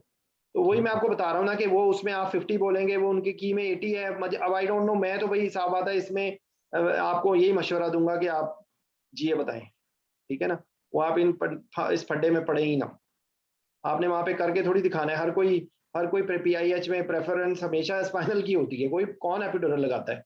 एपिड्यूरल की प्रॉब्लम क्या है, मोटी नीडल है, एपिड्यूरल हिमाटोमा होने के ज्यादा चांसेस होंगे। स्पाइनल में छोटी नीडल है, ठीक है, और उसके अंदर जो है वो रिलेटिवली बेहतर होगा। अगर आप कोएगुलोपैथी सस्पेक्ट कर रहे हैं और आपको जीए में प्रॉब्लम लग रही है, तो that will be spinal will be better. ठीक है, तो आपने तीनों की बातें आप जहन में रखें। ठीक है, तो बाकी लेबर एपिड्यूरल का भी हम लोगों ने 2 दिन पहले डिस्कस किया था, आई होप कि आप लोगों को आता है। सर इसकी प्रीक्लैम्प्सिया की पैथोजेनेसिस में वो थ्रोम्बोक्सिन और प्रोस्टाग्लैंडिन्स का और एंडोथिलिन इनका जिक्र करना है जी। और पता है खुरम, मेरी और बात सुने, इस बात के ना चांसेस बहुत कम होते हैं कि वो आप लोगों से एमसीपीएस में ये सवाल पूछे, लेकिन आपको ये बात इतना, इसका आंसर मैं आपको बता देता हूँ जो आप फौरी तौर पे बोले विदाउट एनी डिले। आप कहें कि there is abnormal implantation of placenta leading to imbalance between vasoconstrictor and vasodilators. ठीक है, वेजोकंस्ट्रिक्टर ज्यादा हो जाते हैं, वेजोडाइलेटर प्रोस्टासाइक्लिन जो है वो कम हो जाती है, थ्रोम्बोक्सिन A2 ज्यादा हो जाता है, जिसकी वजह से सीवियर वेजोकंस्ट्रिक्शन होती है लीडिंग टू ऑल द सिक्वेले। ठीक है, और एंडोथेलियम में जो कार्बन डाइऑक्साइड वो भी नहीं बनती, जो nitric oxide, sorry nitric oxide जो वेजोडाइलेटर। ठीक है, तो गायनी ऑप्स में यही, या तो वो ब्लीडिंग पूछेंगे। अच्छा, ब्लीडिंग को कैसे करेंगे? ब्लीडिंग के लिए सर जिशान, जी sir Zeeshan sorry to cut you, एक मिनट, ये मेरे से ना एमसीपीएस में पूछा गया था ये सारा का सारा प्रीक्लेम्सिया वगैरह का। सर वो सर जवाब थे होली फैमिली वाले, उन्होंने मुझसे पूछा था कि मैग्नीशियम सल्फेट के बारे में, वो जो मतलब हाउ विल यू असेस, उसकी लेवल्स को कैसे असेस करेंगे? हाँ उस पे यार, अच्छा मैग्नीशियम वाली बात करना मैं भूल गया हूँ। मैग्नीशियम के बारे में देखें, आप ज़हन में रखें कि मैग्नीशियम का पहले आपको ये पता होना चाहिए मैग्नीशियम का रेशनेल क्या होता है। ठीक है, मैग्नीशियम दिया जाता है एज मेम्ब्रेन स्टेबलाइजिंग वेजोडाइलेटर भी है, और इससे जो है वो आपका फिट्स जो है वो प्रिवेंट होते हैं, साथ वेजोडाइलेटर इफेक्ट होता है, ब्लड प्रेशर भी फॉल करता है। ठीक है, इसकी जो है वो थेरेप्यूटिक लेवल 4 to 6 मिलीमोल। असल में ये ना इसमें आप ज़हन में रखें कि एक इसके मिलीमोल में वैल्यू है, एक इसकी मिलीग्राम पर डीएल में वैल्यू है, मिली इक्विवेलेंट नहीं मिली इक्विवेलेंट। तो मिलीमोल का डबल होता है मिलीग्राम, मिली इक्विवेलेंट, और मिली इक्विवेलेंट का डबल होता है मिलीग्राम। मिलीमोल का डबल होता है मिली इक्विवेलेंट, और मिली इक्विवेलेंट का डबल होता है मिलीग्राम। ठीक है, तो अब आप ये देख लें कि आपने किस में याद करना है, और आपको वो एक वैल्यू याद होनी चाहिए। सर मिली इक्विवेलेंट का डबल मिलीग्राम नहीं होता सर, थोड़ा होता है, डबल होता है तकरीबन। अच्छा सर इसमें ना मैजिक वैल्यू है सर 10, 15 और 22 या 25 सर। 10 पे आपके, हाँ ये, और वो 6 देखें, पहले डीप टेंडन रिफ्लेक्सेस जाते हैं, फिर रेस्पिरेटरी जाते हैं, और फिर कार्डियोवैस्कुलर होता है। ठीक है, हाँ लेकिन मैं अभी तो 10 पे सर, 10 पे नहीं, सर 10 पे जो ना वो पहले ये खुरम का मसला हल कर दें। मुझे जो याद है वो मिली मोल का डबल होता है मिली इक्विवेलेंट, और मिली इक्विवेलेंट का डबल होता है मिलीग्राम। ये अगर कोई और है तो किसी सर ये जो 10 मिली इक्विवेलेंट है ना इज इक्वल टू 12 मिलीग्राम, ये मैग्नीशियम का मैंने पढ़ा है। चले देखें, मैं आपको एक बात बताऊं, मैं इसीलिए मुझे तो ये याद नहीं है वैल्यूज, इसलिए मैं आपको ये बता रहा हूं कि आपको एक वैल्यू याद कर लें। ठीक है, और आप वो वैल्यू बता देंगे तो दैट विल बी एक्सेप्टेड। ठीक है, क्योंकि आप मिलीमोल जो होता है ना, मिलीमोल इज इसका डबल हो सकता है, मिलीमोल इज एसआई यूनिट। ठीक है, मिलीमोल इज एसआई यूनिट, तो आप मिलीमोल याद रखें तो वो ज्यादा बेहतर है। ठीक है, तो उसमें आप डीप टेंडन रिफ्लेक्सेस करेंगे, और आप रेस्पिरेटरी है और कार्डियोवैस्कुलर है, और उसके लिए आपको यूरिन आउटपुट को मॉनिटर करना है, क्योंकि अगर यूरिन आउटपुट कम हो जाएगा तो टॉक्सिसिटी होने के चांसेस होंगे। ठीक है, तो ये है क्वेश्चन। अच्छा, ब्लीडिंग के लिए सडन वो आपसे ब्लीडिंग प्लेसेंटा प्रीविया एक्रेटा को आप वो इमरजेंसी में भी बता सकते हैं, अनएंटिसिपेटेड, और प्लान्ड भी हो सकता है। ठीक है, तो अगर प्लान्ड होगा तो आप पहले से प्रिपेयर करेंगे, डिस्कस करेंगे, मल्टी डिसिप्लिनरी टीम होगी, वो ऑपरेशन थिएटर के अंदर आप लॉजिस्टिक्स अरेंज करेंगे, मैसिव ब्लड ट्रांसफ्यूजन प्रोटोकॉल को आपने एक्टिवेट करना होगा, आपने ऑपरेशन थिएटर के टेम्परेचर को मेंटेन रखना होगा, रैपिड इन्फ्यूजर सिस्टम होना चाहिए, ब्लड वार्मिंग डिवाइसेस होनी चाहिए, सेल सेवर अगर हो तो अवेलेबल, फिर आपके पास पॉइंट ऑफ केयर टेस्टिंग का इक्विपमेंट होना चाहिए, रोटम या टैग, और उसके बाद जो है वो आपने पहले से, अगर आपका नोन है प्लेसेंटा एक्रीटा का, तो आपके पास ब्लड एंड ब्लड प्रोडक्ट्स आपके पास इन ऑपरेशन थिएटर में होने चाहिए बिफोर यू स्टार्ट, ठीक है। और अगर वो उसके अंदर इन्वॉल्वमेंट है आगे सिस्टम की, तो उसके अंदर आपको सर्जन की, यूरोलॉजिस्ट की, इंटरवेंशनल रेडियोलॉजिस्ट से की जरूरत पड़ सकती है, ठीक है। और उसके अंदर वही होगा कि हिस्टेक्टमी का कंसेंट लेना, हिस्टेक्टमी का कंसेंट होगा, आईसीयू में बेड अरेंज होगा, न्यूनेटोलॉजिस्ट को बताना होगा, और जो है आपने मेंटली प्रिपेयर रहना है कि इसमें आपके पास पहले ही लार्ज बोर कैनुलास हो, इन्वेसिव ब्लड प्रेशर मॉनिटरिंग हो। सीवीपी इज नॉट मैंडेटरी, लेकिन अगर आप सीवीपी डाल दें, लार्ज बोर 14 गेज कैनुलास आपके पास 2 से 3 हो तो वो ज्यादा बेहतर है, ठीक है। और उसके बाद ये कि आपके पास जो अच्छा, इसमें से बहुत सारी जो चीजें हैं भाई, वो ट्रॉमा का पेशेंट आ जाए, वो कहीं पर एओर्टिक एनोरिज्म का पेशेंट आ जाए, कोई भी ऐसी चीजें जिसके अंदर सडन आपको ब्लीडिंग हो जाए, तो उसके अंदर आपने यही सारी बातें बतानी है, ठीक है। सिवाय इसके कि अगर कोई एंटिसिपेटेड है, ऑर्थोपेडिक का है, तो वहाँ पे आप हीमोडाइल्यूशन का भी जिक्र करते हैं। यहाँ पर आमतौर पे हीमोडाइल्यूशन का आमतौर पे जिक्र नहीं किया जाता, लेकिन बहरहाल क्योंकि ऑलरेडी हीमोडाइल्यूशन होता है प्रेगनेंसी में, और हीमोग्लोबिन आपकी इनिशियल जो हीमोग्लोबिन होगी उससे हिसाब से ही आप करेंगे ना। तो ये हैं सारी चीज़ें। ट्रांसएमिक एसिड का रोल होगा। उसके बाद जब सारी चीज़ें हम बता दें तो आप फैक्टर 7 का जिक्र कर दें, ठीक है। हीमोस्टैटिक ब्लड ट्रांसफ्यूजन का कह देंगे 1:1:1, या आप थ्रोम्बोइलास्टोग्राफी या रोटम बेस्ड करेंगे, ठीक है। तो ये है आपकी गायनी ऑप्स। पीडियाट्रिक्स हम लोगों ने अभी की थी। और अगर कोई रैंडमली देखें, कोई भी वाइवा का कैंडिडेट कोई सवाल पूछना चाहता है तो वो पूछ ले, और बेस्ट ऑफ लक आप लोगों के लिए। डॉक्टर दिशान, ये जो माइट्रल रिगर्ज का अगर आता है यही ऑब्स्टेट्रिक का पेशेंट, तो उसमें भी हमारा जो चॉइस है एनेस्थीसिया वो जीए की तरफ ही बोले? सब कुछ सेम है, सब कुछ सेम है, सिवाय उसके अंदर आपने हार्ट रेट को कम नहीं होने देना। हाँ जी, उसमें वही 80 to 90 आपने रखना है। आप हाई नॉर्मल की तरफ रखेंगे, और उसके अंदर जो है वो, क्योंकि अगर हार्ट ब्रेडिकार्डिया होगा तो रिगर्ज बढ़ जाएगी जी, ठीक है। प्रेस वीआर को नॉर्मल रखना। सर? इनमें ना वो एक चीज भूल गया हूँ। अगर आप थकी हुए होंगे, लेकिन मैं आज बिजी थे आप सर, अगर इनको वो नहीं है सर, एंटी वोमिटिंग वाले जो ना वो ड्रग्स का ये पूरा वो जान नहीं छोड़ रहे थे जब मैं एफसीपीएस में था, दे वर आस्किंग मी रिपीटेडली, और वो कि क्लास ऑफ ड्रग्स और उनके कॉम्प्लिकेशन वगैरह सर, सारी की चीजें। अच्छा 1 मिनट डॉक्टर इरम, आप क्या पूछना चाह रही हैं? सर एक्सीडेंटली ट्रेकियोस्टमी अगर निकल गई तो क्या करना है? अच्छा 1 मिनट में समझ गया, 1 मिनट। जी खुरम आंसर करें इस सवाल का। ये एक ट्रेकियोस्टमी पेशेंट की डिसलॉज हो गई है। सर उसमें मैडम ये है कि आप ईटीटी डाल सकते हैं। नहीं, आप उसको वाइवे के हिसाब से बताएं ना, आप कंसल्टेंट आंसर ना देना उन्हें। आपसे इस वक्त वाइवे वाला आंसर पूछा गया, आप इस वक्त कंसल्टेंट आंसर दे रहे हैं। 2 दिन सब्र कर लें, ठीक है।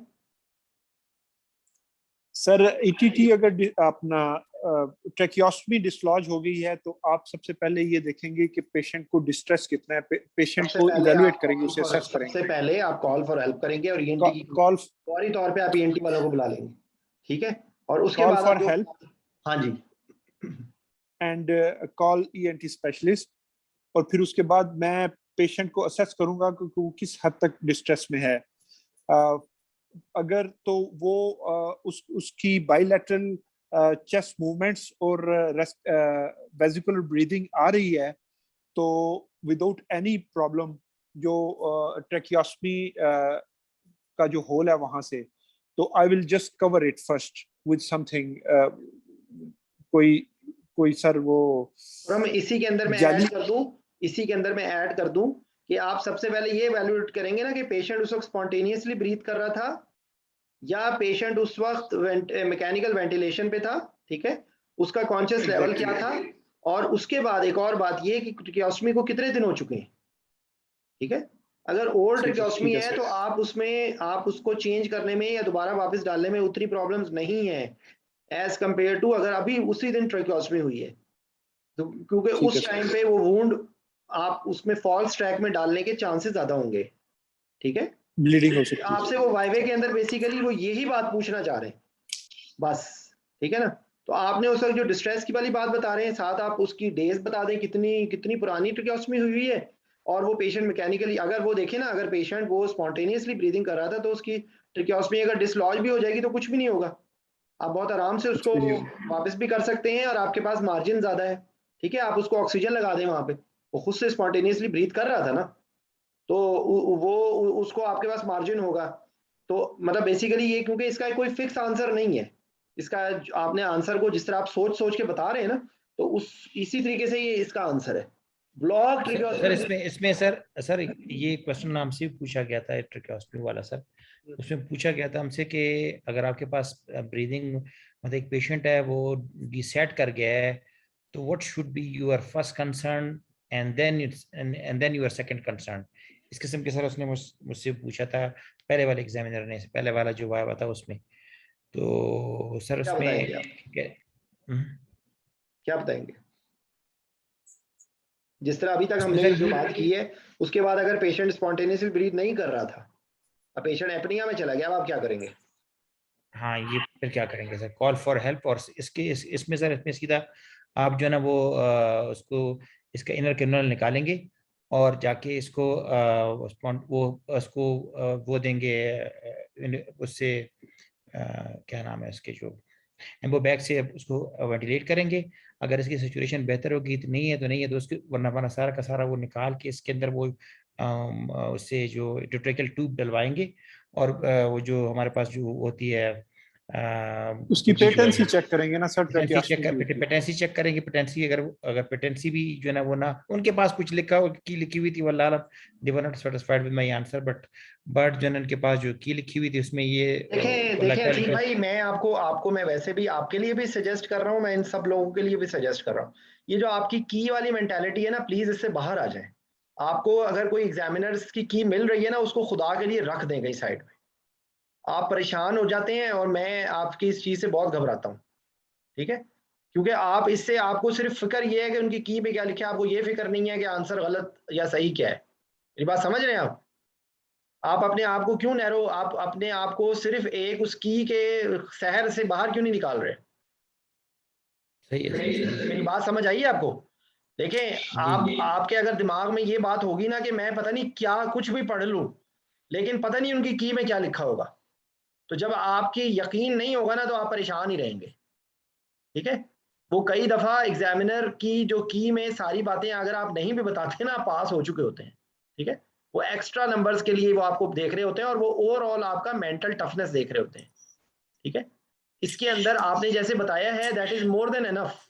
अगर वो नहीं सेटिस्फाई हो रहे तो thank you very much, you don't need to answer each and everything in the viva to pass, ठीक है। आपने उसमें बेसिक कॉन्सेप्ट बता दिया कि भाई मैंने देख लिया कि क्या सिचुएशन है, आपने उसकी सिचुएशन को एवेलुएट किया, और आपने उसके अंदर जाके देखा कि उसकी ट्यूब को वापस डाल के आपने विदाउट टू मच रेजिस्टेंस अगर इजीली जा रही है, और जाके उसके बाद आपने उसको अम्बू किया है, तो सिचुएशन आपकी कंट्रोल में आ गई है तो ठीक है। अदरवाइज आप उसके अंदर बैकअप प्लान में चले जाएंगे। इवन अगर आपसे कुछ भी नहीं हो रहा तो आप उसको आगे से ब्लॉक करके आप उसको अम्बू बैग से अम्बू करने की कोशिश करेंगे। लास्ट रिजॉर्ट में अगर आपके पास कोई तरीका नहीं हो रहा ना, तो आप ये भी बता सकते हैं उसमें से लीक होगा कुछ ना कुछ, लेकिन आप उस जगह को ब्लॉक करके आप उसको अम्बू बैग से अम्बू करके करने की कोशिश करेंगे, ठीक है। क्योंकि मतलब basically it's a tough situation, तो आपके पास अगर कोई भी आंसर नहीं एक्सेप्ट कर रहे ना वो, सर इसमें मैं सर इसमें मैं ऐड करूंगा, जो सर ने सिनेरियो दिया है ना, पेशेंट डिसैचुरेट कर रहा है, उसमें आपने सिर्फ ट्रैकियोस्टमी ट्यूब पे फोकस नहीं रखना, हार्ट भी देखना है कि परफ्यूजन उसकी कम तो नहीं होगी, वो शॉक में तो नहीं चला गया, तो जरूरी तो नहीं है ट्रैकियोस्टमी ट्यूब की ब्लॉकेड। मैकेनिकल वेंटिलेशन को आप चेक करें। वही तो मैं आपको बता रहा हूँ ना कि ABC, call for help ABC, वो तो आपने किसी भी वक्त अपने दिमाग से निकालनी ही नहीं है, ठीक है। तो बेसिकली सर उन्होंने जितने भी सिनेरियो दिए होते हैं ना, वो बेसिकली यही देखते हैं कि ये एबीसी कहाँ फिट करता है, जहाँ पे जरूरत है इसके ज़हन में एबीसी आता है या नहीं, सिनेरियो मुख्तलिफ होंगे, जैसे कि ये वन ऑफ दोज है, ठीक है। तो Iram, I hope we answer your question. Yes sir. ठीक है। इसके अलावा और किसी ने देखें वहां पे आपसे gynae ops, paediatrics,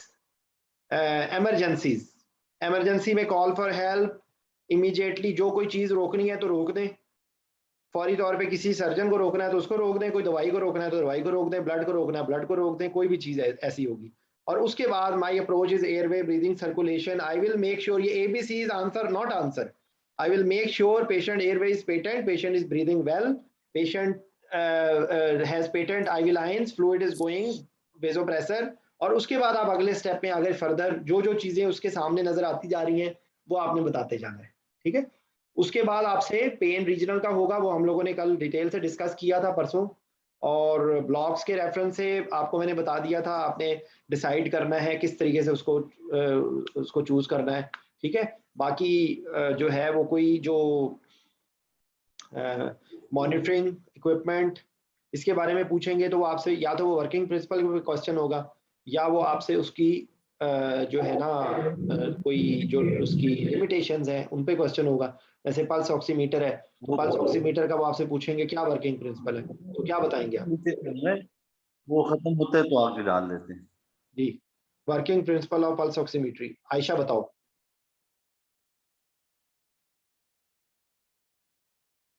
Ayesha,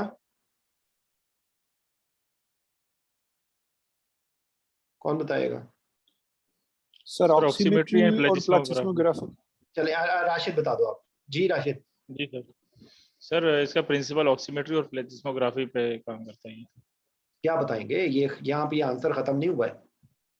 oximetry का क्या मतलब है?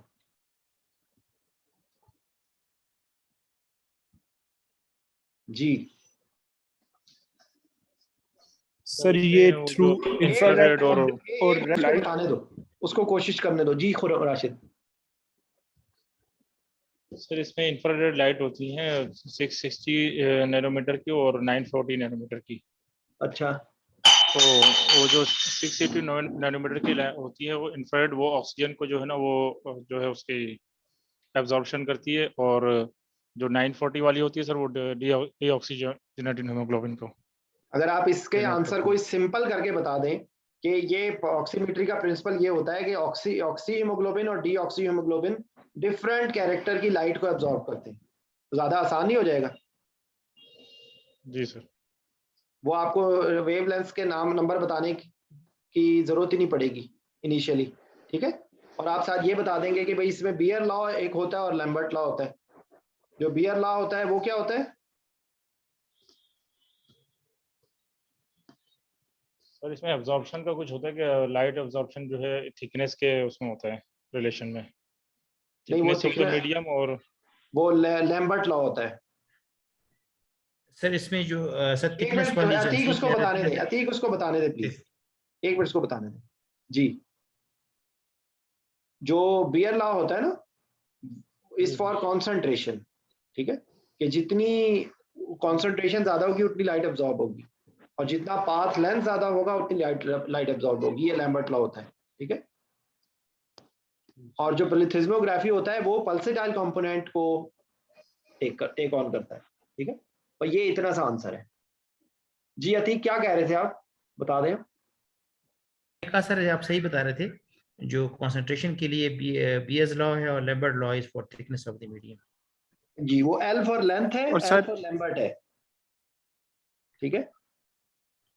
और सर मैं यही कि जैसे आपने बताया बेहतर यही है कि आप ऐसा डीऑक्सी हीमोग्लोबिन और ऑक्सी हीमोग्लोबिन को डिटेक्ट करने के लिए, लेकिन अगर वो सर गलत बता रहे थे, डीऑक्सी हीमोग्लोबिन के लिए इंफ्रारेड होती है 940 उसकी वेवलेंथ होती है, और ऑक्सी हीमोग्लोबिन के लिए जो 660 है वो रेड लाइट होती है, नॉट इंफ्रारेड, इसीलिए वो रेड नजर आती है ना, इसीलिए वो रेड नजर आती है। ठीक है, समझ आ गई राशिद? जी सर। अच्छा, उसके बाद सर एक पूछते हैं एसोबेस्टिक पॉइंट। हाँ जी, जिसपे दोनों की एक जैसी एब्जॉर्प्शन होती है, जी वो सर, एक मेरे ख्याल 500 समथिंग पे होती है और एक 100 समथिंग पे होती है। क्या होती है, नंबर है तो बता दें। जी सर 805 है सर, 805 है। अच्छा, लिमिटेशंस क्या होती हैं पल्स ऑक्सीमीटर की? सर लिमिटेशंस में सर ये एम्बिएंट लाइट। हाँ जी, जी बताओ Rashid. Sir axis ambient light हो सकती है, और अगर उसमें डायथर्मी यूज हो रही है, इलेक्ट्रिकल और? मतलब उसके जो है हो सकती है डिफ्लेक्शन। और अगर हिना मेहंदी लगी है, movement, excess movement of the hand, nail polish, hypothermia, hypothermia, जी पुअर नेल पॉलिश सर्कुलेशन, होगी, और met Shivering. Over haemoglobin, perfusion, met haemoglobin, carboxy जी sir. Haemoglobin, carboxy haemoglobin. Carboxy haemoglobin में मिथाइलिन चेरी रेड नजर आती है, मेथोग्लोबिन में maximum कितनी सैचुरेशन आती है? सर कार्बोक्सी मेथोग्लोबिन हीमोग्लोबिन में 85, फाल्सली हाई होती है और मेट हीमोग्लोबिन में फाल्सली लो होती है। नहीं, मैट और हीमोग्लोबिन मिथाइलिन में नहीं, अगर 85 से फाल्सली ज्यादा है, मेथोग्लोबिन में 80 फिक्स होती है 85। 85 तक आती है। 85 होती है जी सर। और मिथाइलिन ब्लू में सॉरी फॉल्स रीडिंग देगी। हाँ जी, ठीक है। तो अच्छा, एन टाइडल CO2 का क्या वर्किंग प्रिंसिपल क्या होता है? वो भी सर यही होता है, प्रिंसिपल लैम्बर्ट भी यही होता है। हाँ, लेकिन वो उसमें उसमें इंफ्रारेड होता है ना? सर वो इंफ्रारेड लाइट की अब्जॉर्प्शन होती है इन कार्बन डाइऑक्साइड। इंफ्रारेड और पैरामैग्नेटिक में क्या फर्क होता है?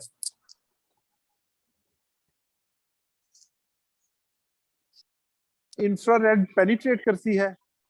नहीं, इंफ्रारेड जो होती है, जो डिसिमिलर एटम्स होते हैं जिसमें, ठीक है। जो पैरामैग्नेटिक होती है जिसमें सिमिलर एटम्स होते हैं, जैसे ऑक्सीजन है, नाइट्रोजन है, उसमें सेम सिमिलर एटम्स होते हैं ना। जो इंफ्रारेड होती है, जो ऐसे मॉलिक्यूल को वो पिक करते हैं कि जिसके अंदर डिसिमिलर एटम्स हो।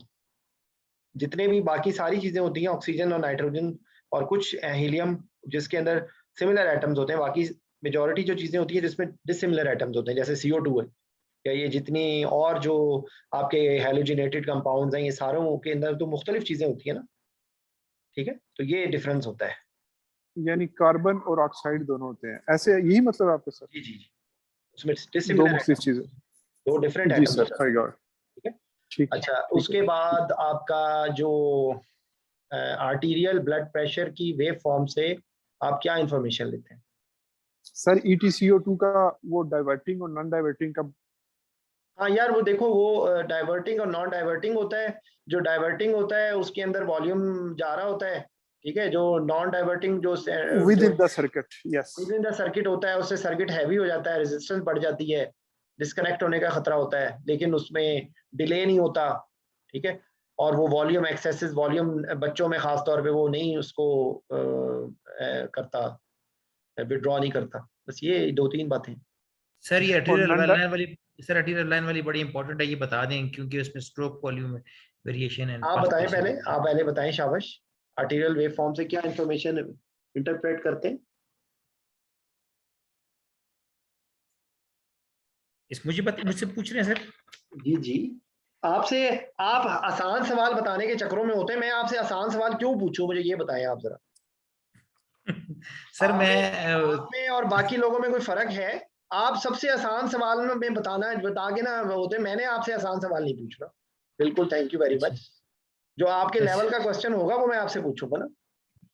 अच्छा सर, इसमें इसमें जो ऊपर में डायग्नोस्टिक ऊपर से जो एक वो जो अब स्ट्रोक है सर, उसमें वो करते सर, मुझे ये कॉन्सेप्ट क्लियर नहीं है इसका सर, आप अभी बता दें सर। नहीं है सर, क्योंकि लाइव जा रहा है सर। चलो, जितना आता है बता दो यार, कुछ नहीं होता। अच्छा देखें, अगर आपसे ये सवाल पूछे कि आपसे क्या होता है, तो आप बजाय इसके ये कि पहले आप उसकी डिफरेंट फॉर्म्स पे चले जाएं, वैसे इंफॉर्मेशन क्या होती है विड्रॉ?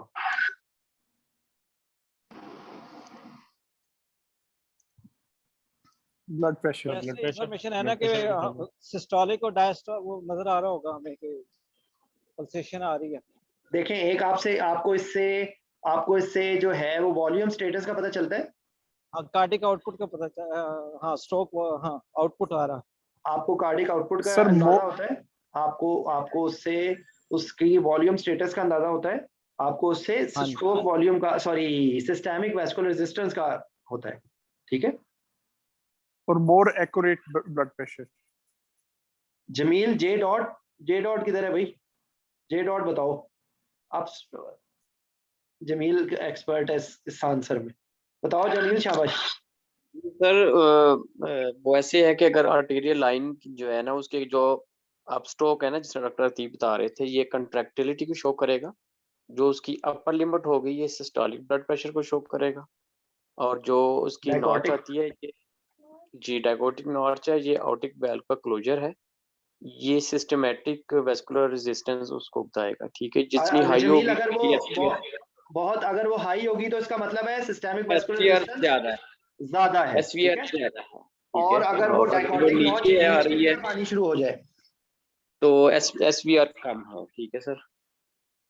और अगर ये बहुत, अगर ये जो अप स्ट्रोक है एरिया एक्यूट ना हो, थोड़ा डाउन जा रहा, मतलब थोड़ा सा एक्यूटनेस उसकी कम हो जाए, तो इसका मतलब है कि कॉन्ट्रैक्टिलिटी कम है। ठीक है, कॉन्ट्रैक्टिलिटी कम है जी, बिल्कुल। और जो उसका जो कॉर्टिक जो नॉच है उससे जो नीचे जो अगर मार्क की जाए लाइन को और उसको ग्रे लाइन से किया जाए तो ये कार्डिक आउटपुट बताते हैं जो है एरिया अंडर द कर्व। जी हाँ, कि ये स्ट्रोक वाले में बताएगा और उसको मल्टीप्लाई कर देंगे हार्ट रेट से तो ये कार्डिक आउटपुट बताएगा। ठीक है, देखें एमसीपीएस में अगर आपसे ये सवाल पूछा जाता है ना, तो अगर आप इतना भी बता देंगे ना कि इससे क्या कुछ पता चलता है, इससे सिस्टमिक वेस्कुलर रेजिस्टेंस पता चलती है, इससे कार्डिक आउटपुट पता चलता है, ब्लड प्रेशर जी sir, beat to beat blood pressure बताएगा, और सिस्टमिक वेस्कुलर रेजिस्टेंस पता चलेगा। हाँ जी, एसवीआर का पता चलेगा और कंट्रैक्टिलिटी, हार्ट की कंट्रैक्टिलिटी का पता चलता है। ठीक है, समझ आ गई है? इसके लिए वो जी आर्टेरियल लाइन की वो जो है ना वो एलिन टेस्ट भी जो है ना वो भी पूछते हैं। ठीक है, हाउ टू परफॉर्म, और उससे पहले जो ना उसकी प्रीरिक्विजिशन में आपको पता होना चाहिए कि ए लाइन डालने से पहले आपने जो है ना उसके एलिन टेस्ट जो है ना वो करना है। ठीक है, यानी कि दोनों टेस्ट करना है। इसमें आपको आर्टेरियल लाइन के बारे में एक सवाल और पूछ सकते हैं कि कौन कौन से फैक्टर्स होते हैं जिनकी वजह से आर्टेरियल लाइन की परफॉर्मेंस जो है वो डिफरेंट होती है। तो उसके अंदर एक तो आपका एप्रोप्रिएट साइज का कैनुला होना चाहिए या जो आर्टेरियल लाइन है। ठीक है, अगर वो आर्टेरियल लाइन एप्रोप्रिएट साइज की नहीं है तो उसके अंदर प्रॉब्लम, उसकी एक्यूरेसी में फर्क आएगा। ठीक है, उसके बाद कैनुला मोस्टली 20 गेज का होता है। ठीक है सर, और बच्चों में जो है ना वो थोड़ा 22 भी ले लेते हैं, मगर मोस्टली 22 का गेज का होता है। और फिर उसके जो टेफ्लॉन जो है ना मटेरियल की उसकी जो है ना वो क्योंकि अगर उसके अंदर कंप्लायंस ज्यादा होगी तो वो ब्लड प्रेशर की रीडिंग को वो कम शो करेगा, क्योंकि वो जब सारा प्रेशर जो है वो उसकी कंप्लायंस में हो जाएगा तो थोड़ा स्टिफ मटेरियल होता है। पल्स प्रेशर ज्यादा उसमें जो है शो करेगा, और अगर ज्यादा हार्ड होगा डेफिनेटली फिर उसकी जो है ना वो रेजिस्टेंस ज्यादा होगी तो पल्स प्रेशर कम होगा, एक्यूरेट रीडिंग नहीं होगी। तो अगर वो अंडर डैम्पिंग करेगा, बबल्स वगैरह भी नहीं होने चाहिए, बबल्स नहीं होने चाहिए, ज्यादा स्टॉपर्स नहीं होने चाहिए। जितने आप 3 वेज लगाते हैं वो उससे इनएक्यूरेसी में प्रॉब्लम आती है। ठीक है, फिर एक उसमें डैम्पिंग होती है। अगर जो ब्लड प्रेशर जो है वो इन्हीं फैक्टर्स की वजह से डैम्प हो रहा है, तो जो ओरिजिनल से अगर ब्लड प्रेशर कम आ रहा है तो वो डैम्पिंग है। ठीक है, तो एक ऑप्टिमल डैम्पिंग होती है कि जितनी सिस्टम के हिसाब से जितनी उसकी मैंडेटरी है। ठीक है, नॉर्मल जो क्रिटिकल डैम्पिंग। ठीक है, अगर उससे ज्यादा ब्लड प्रेशर का लॉस हो रहा है, प्रेशर का लॉस हो रहा है, तो वो उसका मतलब है ओवर डैम्पिंग है। ठीक है, और अगर जैसे मैंने बताया कि अगर स्टिफ है बहुत ज्यादा, वो खुद रिफ्लेक्ट कर रही है प्रेशर को, तो उससे वैल्यू ज्यादा आ जाएगी, तो उसको अंडर डैम्पिंग कह देंगे। ठीक है, तो एक नहीं सर आप थोड़ा सा इससे बता रहे कि एक होते क्रिटिकल डैम्पिंग, जब आप उसको फ्लश करने के बाद छोड़ते हैं तो वो स्क्वायर लाइन के बाद जो है ना 1 या 2 इस तस्वीर बनने के बाद वो ग्रेजुअली फिर अपनी रीडिंग लेना शुरू कर देता है। ये इसका टाइम है। ठीक है, इसको वेव करने के लिए अगर डैम्पिंग ज्यादा होगी, डैम्पिंग का मींस के रेजिस्टेंस ज्यादा होगी, तो वो इमीडिएटली जो है ना ग्राफ के बाद फौरन जो है ना वो कह सकते हैं रीडिंग लेनी शुरू कर देगा। नहीं जमील, मैं और बात कह रहा हूँ, वो आप थोड़ा सा उससे अगले लेवल की बात बता रहे हो। मैं इनको उससे सिंपल बात बता रहा हूँ कि अगर ओवर डैम्पिंग है तो इसका मतलब है कि जो ब्लड प्रेशर ओरिजिनल से कम आ रहा है। ठीक है, और अगर अंडर डैम्पिंग है तो इसका मतलब है ब्लड प्रेशर ज्यादा रीडिंग आ रही है। ठीक है, यानी कि जो वेव है, कह सकते हैं कि ओवर डैम्पिंग में सिस्टोलिक ब्लड प्रेशर कम होगा, डायस्टोलिक प्रेशर ज्यादा होगा, पल्स प्रेशर जो है ना या मीन जो है ना वो उसमें ठीक ही रहता है, जबकि अंडर डैम्पिंग में सिस्टोलिक प्रेशर ज्यादा आएगा, डायस्टोलिक प्रेशर कम आएगा। हाँ जी, ठीक है। तो अच्छा, ये पल्स सर उल्टा हिसाब, इसमें सर उल्टा हिसाब होता है। ओवर डैम्पिंग में ब्लड प्रेशर जो है वो कम होगा और अंडर डंपिंग का प्रेशर ज्यादा होगा। हाँ ये अच्छा। वो वही कह रहे हैं जी, डैम्पिंग से देखने के रेजिस्टेंस आप उसको जो है ना कर लें कि उसके सिमिलर जो वर्ड है कॉन्सेप्ट के लिए। सही। तो अच्छा, पल्स ऑक्सीमीटर हो गया, एंटाइडल हो गया, इंट्राआर्टिरियल ब्लड प्रेशर हो गया, सीवीपी को कल हम लोगों ने देख लिया था, एसीवी, पल्मोनरी आर्टरी कैथेटर। अच्छा, ये किसी ने ना परेशानी में वेव फॉर्म्स भेजी थी थ्रोम्बोइलास्टोग्राफी और टैग की, ये इसकी रॉटम की। तो देखें इसके अंदर अगर आप देखें ना कि एक इनिशियल एक उसका एंगल बनता है, यानी कि एक लाइन होती है कि उसके बाद उसमें एक लेटेंसी होती है, यानी कि जितनी देर के बाद उसका इफेक्ट आना शुरू होता है।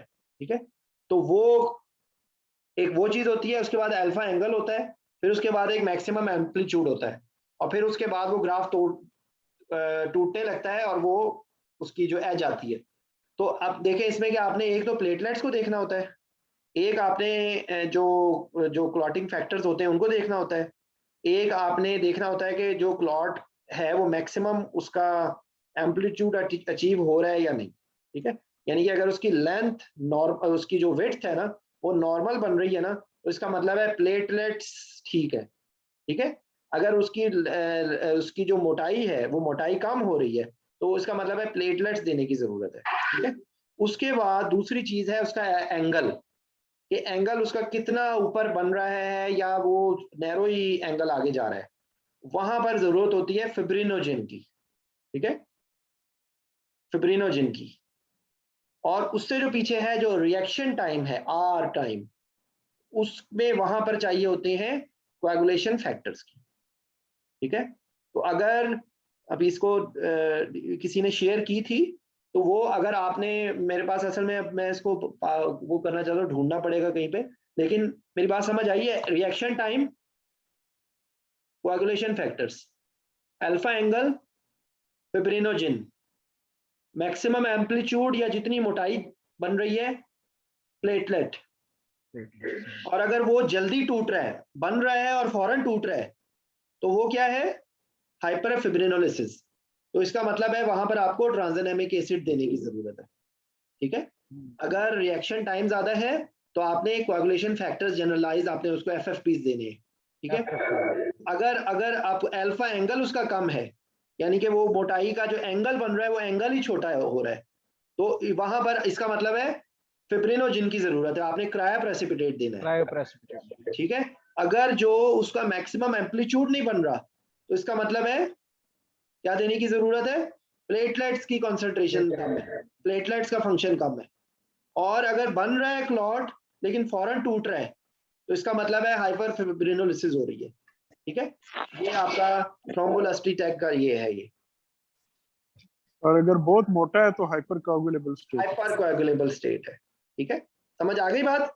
ये मैंने आपको फर्जी तौर पे इससे सिंपल वर्ड में आप लोगों को टोक्स में ये स्टेशन में आ सकता है। अगर उसका जो जहां से स्टार्ट हो रहा है और देर के बाद बन रहा शुरू हो रहा है ना, तो इसका मतलब है रिएक्शन टाइम ज्यादा है, कोएगुलेशन फैक्टर्स की जरूरत है। अगर उसकी एंगल कम है तो इसका मतलब है ये इसकी फिब्रिनोजेन की जरूरत है। अगर उसका एम्पलीट्यूड मैक्सिमम नहीं बन रहा, प्लेटलेट की जरूरत है। बन रहा है और जल्दी टूट रहा है, हाइपर फिब्रिनोलिसिस हो रही है, आपने एंटी फिब्रिनोलिटिक देना है। और अगर जैसे खुरम ने बताया कि ज्यादा है तो इसका मतलब है हाइपर कोएगुलेबल स्टेट है। ठीक है, अच्छा उसके बाद आपका देखें ये क्या नाम है उसका, वो आपसे पूछ सकते हैं मशीन के बारे में ना। तो मशीन में देखें, ज़हन में रखें कि एक ऑक्सीजन सेफ्टी सिस्टम होता है, वो आपका सेंट्रल सप्लाई ऑक्सीजन सिलेंडर, उसके साथ आपके ऑक्सीजन रेगुलेटर्स। ठीक है, आपको प्रेशर, एक हाई प्रेशर सिस्टम आ रहा होता है जो आपका सेंट्रल सप्लाई से आ रहा है या सिलेंडर से आ रहा है। जो रेगुलेटर है वो उसको कम करके उसको डिफरेंट मशीन्स के अंदर वो डिफरेंट तरीके से उसको रिस्पॉन्ड करेगा, और एक में वो डायरेक्ट उसको कम कर देगा और एक में उसको 2 स्टेजेस में कम करेगा। ठीक है, उसके बाद जो है वो एक minute please, scavenging system sir. हाँ नहीं मैं ऑक्सीजन की बात कर रहा था। तो उसके बाद जो है आपकी जो रोटामीटर्स के जो फीचर्स होते हैं कि उसकी कलर कोडिंग होती है, उसकी साइज का होता है। ठीक है, वो डाउन स्ट्रीम ऑक्सीजन का फ्लो शामिल होता है। ये सारे ऑक्सीजन सेफ्टी सिस्टम है। उसके बाद एक ऑक्सीजन के अंदर एक इंटरलॉकिंग सिस्टम होता है कि अगर आप उसको कम ऑक्सीजन करने की कोशिश करेंगे तब भी वो एक खास प्रोपोर्शन से कम नहीं होगा वो, ठीक है। फिर एक ऑक्सीजन का मिनिमम ऑक्सीजन फ्लो है वो जरूर रहेगा, ठीक है। फिर एक उसके अंदर ऑक्सीजन रिची विसल होती है जो कि ना इलेक्ट्रिक सिस्टम होता है, वो डायरेक्ट प्रेशर का सिस्टम होता है। जब भी प्रेशर कम होता है रिची विसल बजनी शुरू हो जाती है, ठीक है।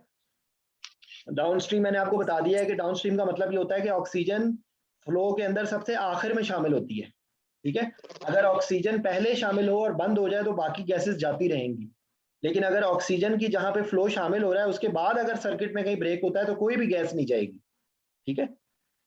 तो इसलिए ये एक सिस्टम होता है, ठीक है। और नाइट्रस ऑक्साइड और ऑक्सीजन सर आपस में लिंक्ड होते हैं, अगर आप नाइट्रस ऑक्साइड खोलें तो लिंक 25 सिस्टम होता है, ठीक है। उसके बाद एजेंट एनालाइजर, ये ऑक्सीजन का सेफ्टी का सिस्टम होता है।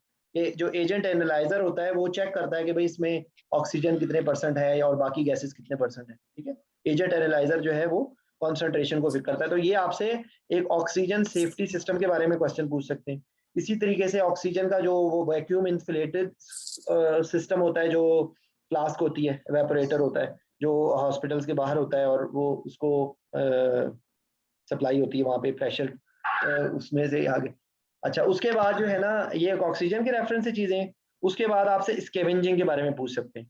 तो स्कैवेंजिंग का ये मकसद क्या होता है, स्कैवेंजिंग का क्या रैशनल क्या होता है कि ऑपरेशन थिएटर में पोल्यूशन को कम करने के लिए, ठीक है।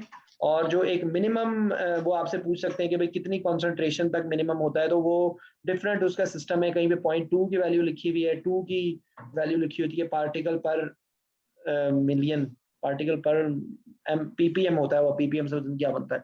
तो वो और उसको करने का क्या तरीका होता है कि जो APL वाल्व का जो आगे एग्जॉस्ट होता है वहां पे, और जो वेंटिलेटर का जो एग्जॉस्ट होता है वहां से वो सर्किट के साथ अटैच होता है, और उसने जो वेस्ट गैसेस को लेके और उसका आगे इंटरफेस, एक उसका रिसीवर सिस्टम होता है और एक फिर आगे उसका डिलीवरी का सिस्टम होता है जहां पर उसने उसको बाहर जो एग्जॉस्ट में लेके जाना होता है। तो या ये एक्टिव होता है सिस्टम या ये पैसिव होता है, ठीक है।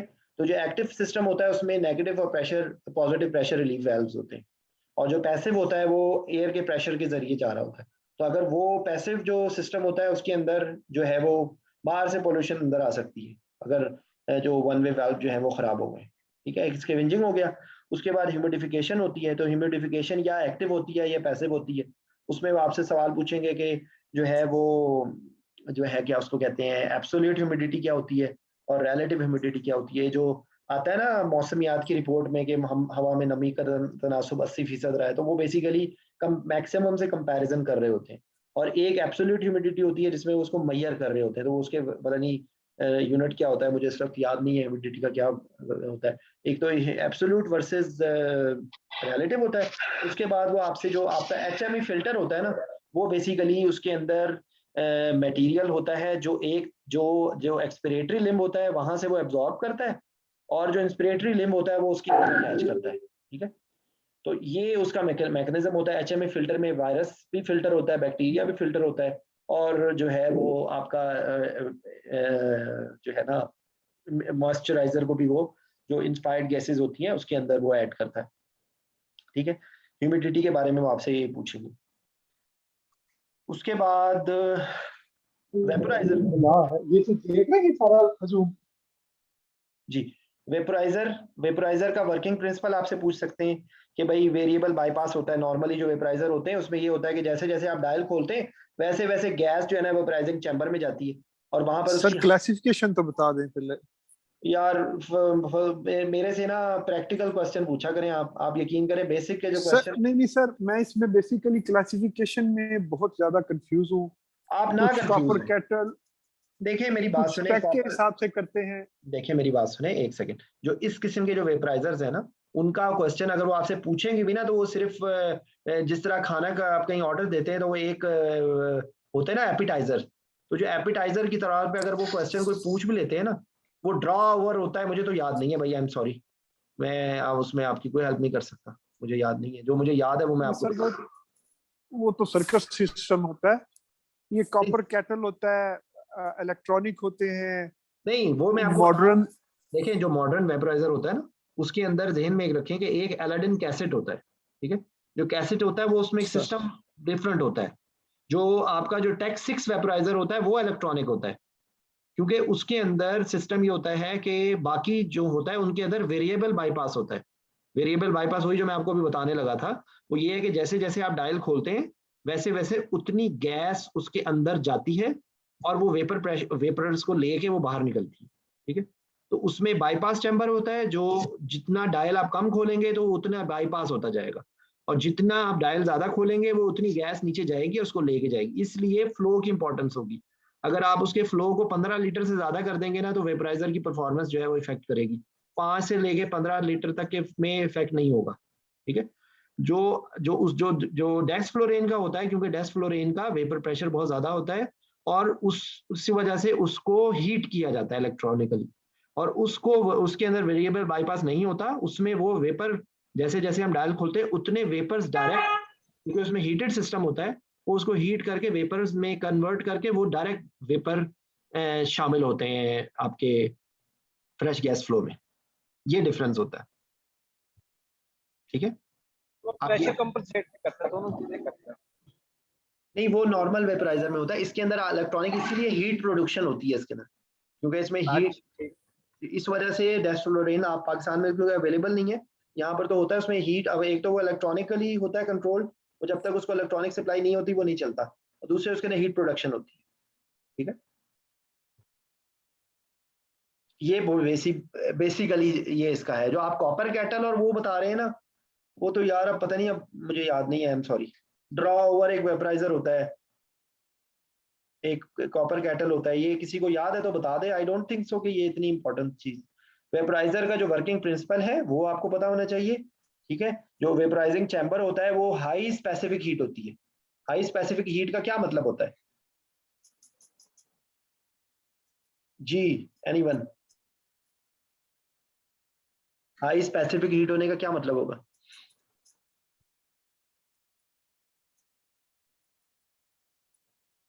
हाई स्पेसिफिक हीट का मतलब ये होता है कि जितनी एनर्जी उसके उस मटेरियल को 1 डिग्री सेंटीग्रेड उसका टेम्परेचर बढ़ाने के लिए जो हीट की एनर्जी रिक्वायर होगी, ठीक है। तो जितना जिसका ज्यादा हाई हीट कैपेसिटी होगी, उतना ज्यादा उसके अंदर टेम्परेचर या एनर्जी चाहिए होगी उसके टेम्परेचर को करने के। इसलिए उसके अंदर टेम्परेचर कंपनसेशन होगी, ठीक है, क्योंकि उसमें बहुत ज्यादा हीट की एनर्जी की जरूरत होगी उसके टेम्परेचर को बढ़ाने की, ठीक है।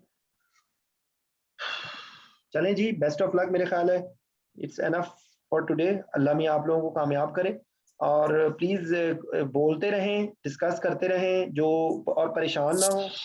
अल्लाह आप लोगों के लिए आसानी करे, ठीक है। तो शाम दुआ कीजिएगा यार। इंशाल्लाह। तो है ना, अच्छा देखें, सबको अल्लाह ताला कामयाब करे। जो आप लोग बाकी लोग इस वक्त हैं मौजूद, वो परसों से इंशाल्लाह हम लोग शुरू करेंगे। कल आपको प्लस माइनस है, क्योंकि कल मेरा एक लंबा केस है, मैं ऑन कॉल हूँ। तो अगर मैं कल फ्री होगा तो ठीक है, नहीं तो परसों से हम जो है ना, कुछ जो लोग वाईवे के रिपीटर्स हैं उनको भी रेफरेंस में रखेंगे। लेकिन अगला 15-20 दिन मेरा टारगेट है कि जिन लोगों का रिटर्न है, अगर उन सब लोगों को वैसे तो वो लोग ABCDEFG कर रहे हैं, तो मुझे कभी कभी परेशानी होती है कि वो MCQs ही रट्टे मारते रहेंगे, तो उन लोगों का बनेगा क्या, ठीक है। लेकिन अगर उनमें से कुछ लोग कॉन्सेप्ट के तौर पे, उनमें मेरी कोशिश ये होगी कि हम डिस्कस करें। अजहर आजकल मेरे ख्याल बिजी है, नए पोजीशन पे गया है, वो उसको इन्वॉल्व करके ना MCQs को इस तरह डिग करने की कोशिश करेंगे कि हर सिस्टम में या कौन कौन से डिफरेंट एनेस्थीसिया के पॉइंट्स हैं जिनकी बेस पे MCQs बन सकते हैं, ठीक है। तो उस पर फोकस करने की कोशिश करेंगे, ठीक है। ओके जी, best of luck to everyone. अल्लाह मियां आप सब लोगों को कामयाब करे, और मैंने अपनी तरफ से पूरी कोशिश की है कि मैं आप लोगों को जो मैक्सिमम मैं हेल्प आउट कर सकूं। अगर फिर भी उसमें कोई कमी पेशी रह गई हो तो मैं उसके लिए मेरे ख्याल में बड़ी माशाल्लाह हिम्मत के साथ आपने काम किया। अल्लाह ताला हमें सबको अल्लाह ताला कामयाब करे। चले, ओके जी, अस्सलाम वालेकुम। Thank you.